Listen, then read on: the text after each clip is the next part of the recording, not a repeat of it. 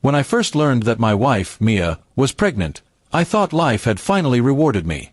After 3 years of marriage, we had been trying for a baby, and when she told me the news, I hugged her so tightly that tears rolled down both our faces. I started working extra hours to prepare for our child's future, dreaming of little footsteps echoing through our home. Every night, I talked to her belly, imagining our baby smiling at me. But what I didn't know was that the joy I felt was built on a cruel lie. As the months passed, something about Mia began to change. She grew distant, often staring at her phone and smiling at messages she never let me see. When I asked, she'd claim it was just her friends checking on her pregnancy. I trusted her. After all, we were about to have a child together. But the doubt started to grow, quietly, like a shadow at the back of my mind. One day, when she left her phone charging in the living room, a message popped up from a name I didn't recognize.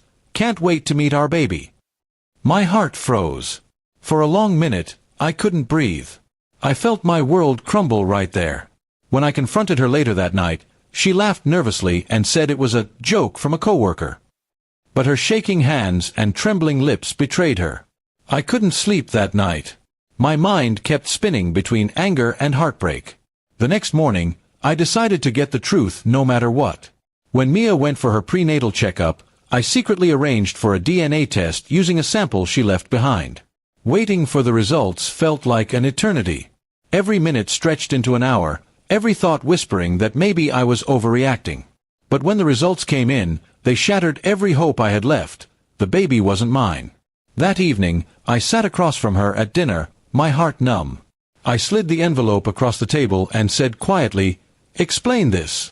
She looked at it, then at me, and suddenly her face twisted with rage instead of guilt. "You had no right to do that," she screamed. "You don't trust me. You're pathetic." Her voice rose higher, trembling with fury, and before I could respond, she hurled the plate across the room. I stared at her, completely stunned. Here I was, the man who had loved her, cared for her, and planned a life with her, and now she was furious, not because she had been caught lying, but because I dared to find out the truth. The more she yelled, the more I realized the woman standing before me wasn't the person I had married. Something inside me broke for good that night. When she stormed out of the kitchen, I sat there for a long time, staring at the shattered glass on the floor. I knew what I had to do. I gathered the evidence, made copies of everything, and contacted my lawyer. Within a week, I had filed for divorce. I didn't want revenge. I just wanted peace. When Mia was served the papers, she acted shocked. "You can't just leave me like this," she shouted. "I'm pregnant." I looked her in the eyes and said calmly, "You're right, you're pregnant. But not with my child."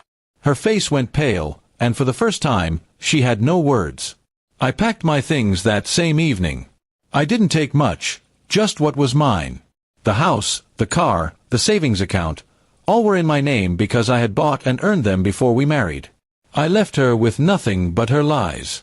She tried to call, tried to threaten and guilt me, but I was done. Weeks passed, and the silence that followed was both painful and peaceful. I found a small apartment across town, far from the chaos. My friends told me she was spreading rumors, saying I had abandoned her. But I didn't care. The truth was mine to live with, and that was enough. Months later, I saw her by chance at a grocery store. She looked tired, carrying the weight of her choices. She glanced at me but quickly looked away. In that moment, I realized how far I had come. I no longer felt anger, just pity. She had destroyed the one person who would have stood by her through anything. I never remarried, but I rebuilt myself. The betrayal had cut deep, but it taught me something priceless. Never ignore the signs, and never let someone's lies blind you to your own worth. I used to think walking away meant losing, but now I know it means protecting your peace. Mia eventually moved out of town, and I never heard from her again. Sometimes, when I drive past our old neighborhood, I think about the life that could have been. But then I remember that honesty is the foundation of love, and without it, even the strongest home crumbles. In the end, I didn't leave her out of cruelty. I left because she made a choice that destroyed everything between us. And when the truth finally came out, I realized that walking away wasn't weakness, it was freedom.